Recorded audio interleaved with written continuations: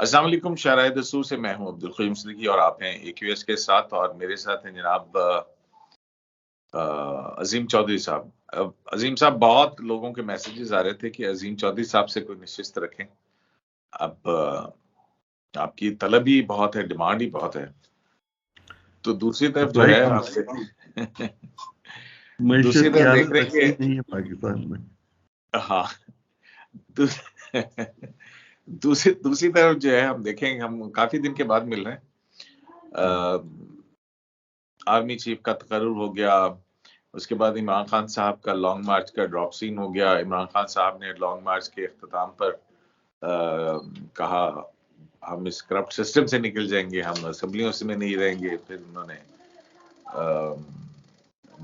مشاورت شروع کر دی، پھر یہ کہا کہ پرویز الہی جو ہے انہوں نے سمری دستخط کر کے مجھے دے دی ہے اور کے پی اسمبلی سے بھی تحلیل ہوں گی، ہم انتخابات میں جائیں گے۔ پھر انہوں نے کہا کہ ہم مذاکرات کی بھی یہ بات ہے، آپ 66% پاکستان میں الیکشن ہو رہا ہوگا اور آپ الیکشن سے باہر ہوں گے، تو آئیں بیٹھے بات کرتے ہیں اس پہ۔ لیکن اب پھر بات چیت کرنے سے انہوں نے معذرت کر لی۔ تو یہ کیا ہو رہا ہے پاکستان کی پالیٹکس کے اندر؟ دوسری طرف اسحاق ڈار صاحب سے اکانومی سنبھل نہیں رہی ہے، مفتاح اسماعیل جو ہے وہ تابڑتوڑ حملے کر رہے ہیں اپنے مضامین کے ذریعے۔ ایک سوال پہلے آپ سے کر لوں؟ جی ضرور کریں۔ اگر کسی مقدمے کے بارے میں عدالت کو یہ اطمینان ہو جائے کہ یہ بدنیتی پر مبنی ہے تو پھر کیا ہوتا ہے؟ ظاہر ہے وہ مقدمہ برقرار نہیں رہتا۔ برقرار رہتا ہے کہ نہیں رہتا؟ نہیں رہتا، پھر تو نہیں رہتا۔ میل ایف ڈی اسٹیبلش ہوگی تو پھر دوسرے اب وہ میل ایف ڈی ان فیکٹ جائے بھی ہے اور میل ایف ڈی ان لا بھی ہوگا، تو دونوں صورتوں میں پھر تو میرے لیے بات کرنی آسان ہو جائے گی، استاد نے بتا دیا ہے کہ کس طرف جانا ہے۔ گزارش یہ ہے کہ پاکستان کی تاریخ میں ایک محترم شخصیت تھی، میر ظفر اللہ خان جمالی۔ وہ بلوچستان کے چیف منسٹر بنے اور آئین کی وہ جو 8ویں ترمیم تھی اس کے تحت جو کوئی بھی قانون تھے اس وقت اس کے تحت بنے۔ انہیں 60 دن میں ووٹ آف کانفیڈنس لینا تھا اور وہ ووٹ آف کانفیڈنس نہیں لے سکے تھے۔ ان کو نظر آ رہا تھا کہ ووٹ آف کانفیڈنس نہیں ملے گا، لابی ان کے خلاف ذرا مضبوط ہو گئی تھی۔ انہوں نے 60 دن کے اندر اندر اسمبلی توڑ دی، وہ مقدمہ بلوچستان ہائی کورٹ میں چلا گیا۔ بلوچستان ہائی کورٹ نے ایک طویل فیصلہ لکھا، لیکن اس میں ایک ہی فکرہ تھا جس کی بنیاد پہ وہ فیصلہ لکھا کہ یہ میل آف آئی ڈی ہے اسمبلی کا توڑنا، اس لیے اسمبلی ریسٹور کی جاتی ہے۔ باوجود اس کے کہ چیف منسٹر کے پاس اختیار تھا کہ وہ اسمبلی توڑ سکتا ہے، ابھی بھی ہے، اور اب تو صرف چیف منسٹر کے پاس اختیار ہے کہ وہ اسمبلی توڑ سکتا ہے۔ عبدالقیوم صدیقی یا عظیم چودھری یا عمران خان اسمبلی کے قریب بھی نہیں جا سکتے اگر پاس نہ ہو، توڑنا تو دور کی بات ہے۔ وہ 58(2) بھی اب ختم ہو گئی، اب ختم ہو گئی، اب ہے ہی راستہ، آئینی راستہ ہی ایک ہے، اور دوسرا راستہ جو آئین خود ہی کہتا ہے وہ یہ ہے کہ اسمبلی اپنی مدت پوری کرے گی تو ایکسپائر ہو جائے گی، تو وہ تو اگلے سال کرے گی، جولائی اگست میں۔ ان حالات میں ایک اور مثال بھی ساتھ میں دے دوں تاکہ بات ہماری آسانی کے ساتھ ہمارے ناظرین سمجھ لیں۔ محترم منظور وٹو صاحب نے 2 دفعہ پنجاب اسمبلی کو توڑا تھا، وہاں بھی فیصلہ یہی آیا تھا میل آف آئی ڈی کا۔ اور یہ جو چودھری فواد صاحب ہیں چیختے چنگاڑتے، ان کو یہ پتہ ہی نہیں ہوتا میں جو کہہ رہا ہوں یہ میرے گلے کب پڑ جائے گا، اور میں کسی کے گلے پڑتے پڑتے اپنے ہی گلے پڑ گیا ہوں۔ ان کے بزرگ تھے چودھری الطاف صاحب، وہ گورنر ہوتے تھے پنجاب کے، اور منظور وٹو صاحب کے ساتھ ان کی ایک ایکویشن تھی، اکٹھے تھے، لیکن انصاف وہاں اس طرح ہوا تھا کہ بدنیتی کے بغیر اسمبلی توڑ کر آئیے تو اسمبلی ٹوٹ جائے گی۔ اب جس اسمبلی کا اجلاس 4 مہینے سے آپ روک نہیں کر رہے، وہ کیوں نہیں کر رہے؟ اس لیے نہیں کر رہے کہ آپ کو یہ اندیشہ ہے کہ کہیں آپ کو گورنر یہ نہ کہہ دے کہ کانسٹیٹیوشنلی میرے پاس یہ اختیار ہے کہ اگر میں یہ محسوس کروں کہ آپ کے پاس اکثریت نہیں رہی تو آپ ووٹ آف کانفیڈنس لیجیے، اور اس کا امکان موجود ہے کہ ووٹ آف کانفیڈنس نہیں ملے گا۔ اگر ایسا نہ ہوتا تو سبطین صاحب جو وہاں سپیکر ہیں وہ 18 ارکان کو سسپینڈ نہ کرتے۔ سسپینڈ کیا گیا رولز کے تحت، لیکن ووٹ دینا اسمبلی کے ممبر کا پریولیج ہے، اور اس کے بریچ آف پریولیج پہ سزا ہو سکتی ہے، قید ہو سکتی ہے۔ اس کا آپ کوئی افورڈ نہیں ووٹنگ کر رائٹ نہیں سکتا، ختم کر سکتے، آپ ووٹنگ رائٹ نہیں اس کا ختم، اور وہ اس کو کانسٹیٹیوشنل رائٹ ہے۔ رولز کہاں اور کانسٹیٹیوشن بادشاہ سلامت کے سامنے چپدی کا شوربہ، یہ کیا اس کی اوقات میں ساتھ رہتی ہے۔ میرا یہ خیال ہے کہ عمران خان صاحب نے جس دن یہ کہا کہ ہم اس کرپٹ نظام میں نہیں رہنا چاہتے، تو شاید وہ اپنے استعفوں کی بات کر رہے تھے، اور پھر یہ آفٹر تھاٹ آیا کہ ہم کیوں نہ اسمبلی توڑنے کی بات کرتے ہیں۔ یہ انہوں نے 1-1.5 دن کے بعد اپنے منہ سے کہا کہ ہم یہ بھی کر سکتے ہیں۔ اب اس بات کو کافی دن گزر گئے، آج جو انہوں نے ارشاد فرمایا وہ تو یہ ہے کہ اس مہینے میں، بھائی بات یہ ہے کہ میں چیف منسٹر بنا ہوں کاہے کے لیے؟ اقتدار کے لیے۔ آپ کہہ رہے ہیں اقتدار ختم کرو اور گھر جاؤ، پہلے اپنے دونوں چیف منسٹرز جو ہیں ان سے تو یہ اطمینان حاصل کر لیں کہ جن کے پاس اختیار ہے وہ توڑیں گے کہ نہیں توڑیں گے، اور کیا ان کے ارکان ان کو توڑنے کے بعد ان کو توڑیں گے کہ نہیں توڑیں گے۔ پی ٹی آئی کی اکثریت ہے پنجاب میں، بلا شبہ ہے، پرویز الہی صاحب ایک جونیئر پارٹنر ہیں، لیکن پی ٹی آئی کے رحم و کرم پر ہیں، اور دوسری طرف سے جو ان کے صاحبزادے ارشاد فرما رہے ہیں وہ والد کے راستے میں کافی کانٹے بو رہے ہیں، اور پالیٹکس میں کانٹے چنے جاتے ہیں، بوئے نہیں جاتے۔ اب مجھے نہیں پتا کہ ان کانٹوں کے بوئے جانے کے بعد آج جو ارشاد فرمایا خان صاحب نے، آج پھر ہینڈلرز کی بات ہوئی ہے۔ اب یہ نیا ہینڈلر کون ہے؟ آج کی جو انہوں نے گفتگو کی کے پی کے ارکان کے ساتھ، اس میں ہینڈلرز کی بات کی پنجاب کے۔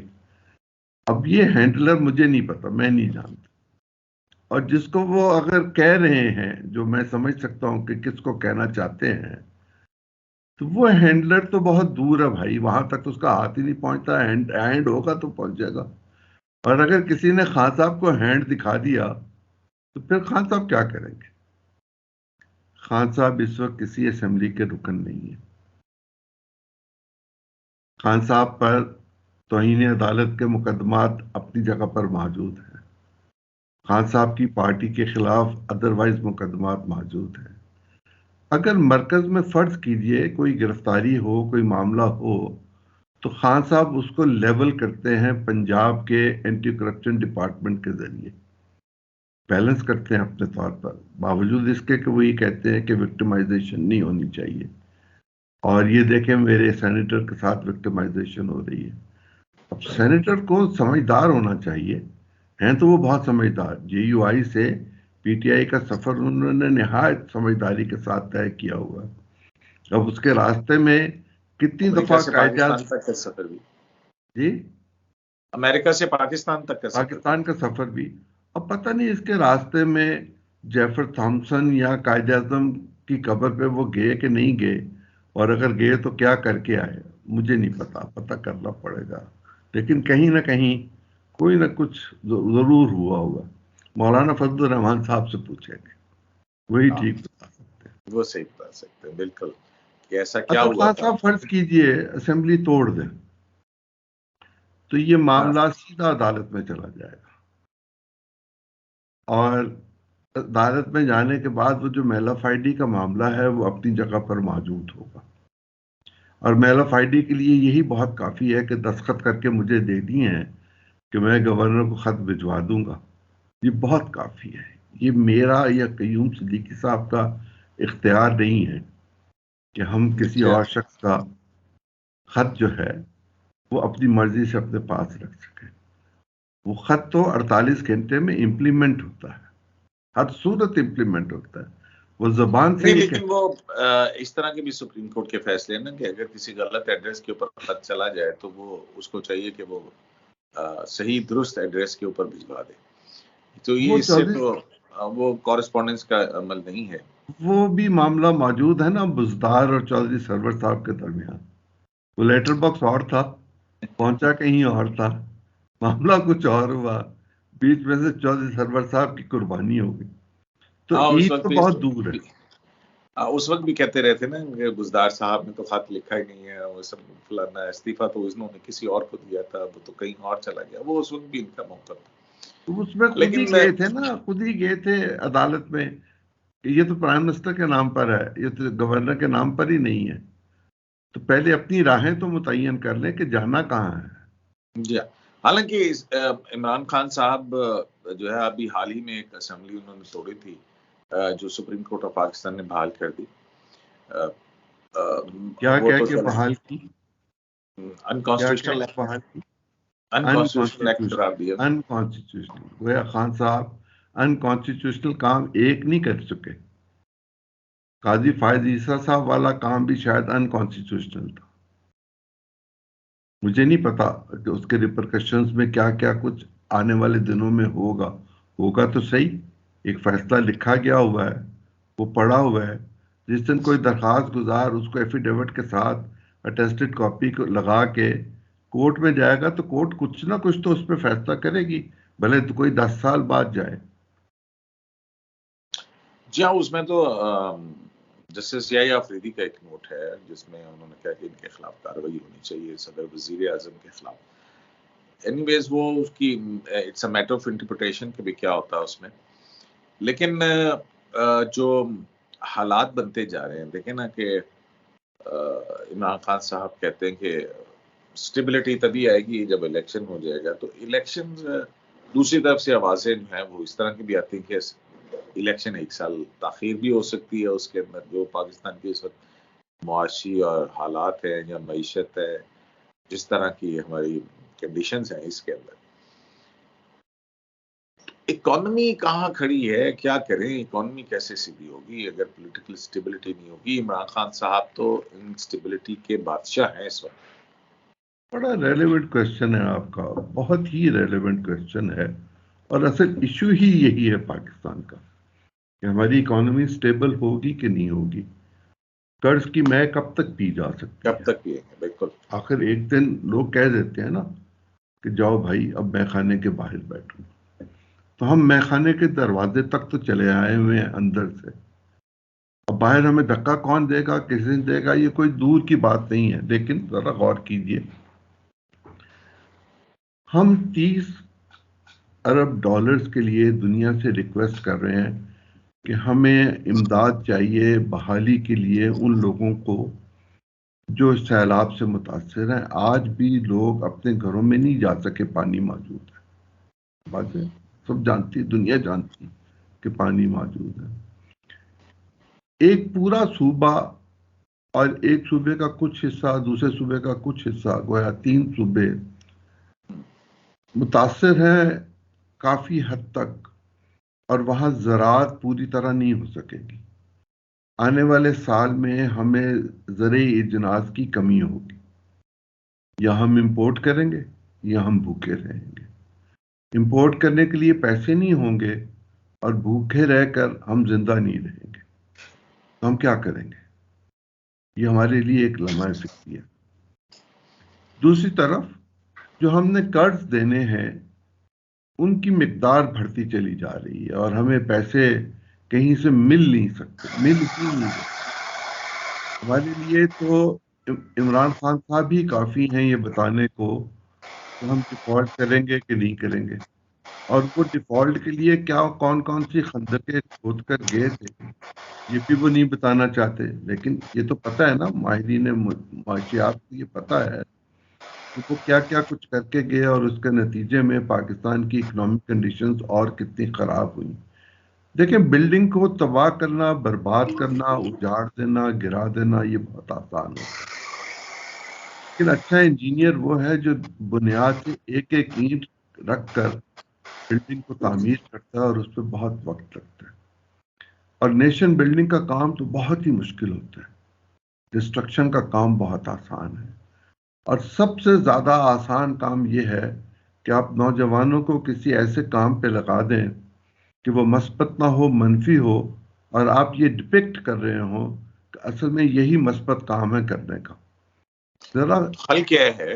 حل کیا ہے؟ حل یہ ہے، حل مطلب ہے کہ میں آپ کا اشارہ حل سمجھ رہا ہوں کہ آپ نوجوانوں کو جو ہے وہ غلط راہ پہ لگا رہا ہے، لیکن اس کا حل کیا ہے؟ حل صرف ایک ہے، اور میں آپ کے ساتھ پہلے بھی گفتگو میں یہ گزارش کر چکا ہوا ہوں کہ خان صاحب کو فیس سیونگ چاہیے. ایک فیس سیونگ ان کو 26 تاریخ کو دے دی گئی ہے کہ اچھا آپ اسلام آباد نہ آئیں، آپ پنڈی تک آ جائیں. یہ فیس سیونگ دی گئی ان کو. انہیں وزیر آباد پہ جب ان پر حملہ ہوا تو وہاں 1200-1400 لوگ تھے. اس سے زیادہ لوگ تو اس دن وہاں موجود ہی نہیں تھے. وہ ایک بے ترتیب سا انہوں نے اپنا long march, so called long march کیا، لیکن اس میں وہ ٹھیک طرح اپنے فیس سیونگ کے لیے انتظام نہیں کر سکے. اب وہ یہ چاہتے ہیں کہ میں اسمبلیوں سے استعفے کی بات کروں اور نیگوسیشنز کا راستہ کھلے. یہ جو اسحاق ڈار اور عارف علوی کی ملاقات ہوئی تھی، یہ کسی اور معاملے پہ نہیں ہوئی تھی. اس میں بہت سیدھے سیدھے پیغامات دے دیے گئے تھے، اور آپ کو یاد ہوگا باجوہ صاحب نے بھی بہت سیدھے سیدھے پیغامات خود ہی دیے تھے. اب ان دو پیغامات کے نتیجے میں جو ادھر ادھر گفتگو ہوتی ہے دائیں بائیں سے، پولیٹیکل لوگوں کا کبھی کتنی مخالفت ہو، رابطہ نہیں ٹوٹتا. یہ بات تو میں ذاتی طور پر جانتا ہوں، یہ رابطہ نہیں ٹوٹتا. وہ رابطہ کہیں نہ کہیں کسی نہ کسی نجی سطح پر موجود ہوتا ہے. ان راستوں کے ذریعے فیس سیونگ کی بات جو ہے وہی میچور ہوگی تو بات آگے چلے گی، اور اس کے نتیجے میں خان صاحب کو نیشنل اسمبلی میں آنا پڑے گا. بجائے اس کے کہ وہ صوبائی اسمبلیاں توڑ دیں، میرا جو چھٹی حص کہتی ہے یا تجزیہ کہتا ہے، وہ یہ کہتا ہے کہ خان صاحب کو قومی اسمبلی میں لوٹنا پڑے گا، اور اس لیے لوٹنا پڑے گا کہ صوبائی اسمبلیاں توڑ کے ان کے ہاتھ میں جو بٹیرا ہے وہ بھی اڑ جائے گا، ان کے پاس کچھ باقی نہیں بچے گا. اور خلیل میاں کے فاختہ اڑانے کے دن جو تھے وہ گزر گئے ہوئے ہیں. اب ان کے پاس کچھ نہیں ہے، اب کچھ بھی نہیں ہے. جو کچھ ہے وہ انہی اسمبلیوں کے راستے سے قومی اسمبلی میں اور سینٹ میں موجود ہے. اس پر اگر خان صاحب کمپرومائز کر لیں تو خان صاحب کی عزت بھی بچے گی، پالیٹکس بھی بچے گی، نیگوسیشنز بھی ہو سکیں گی.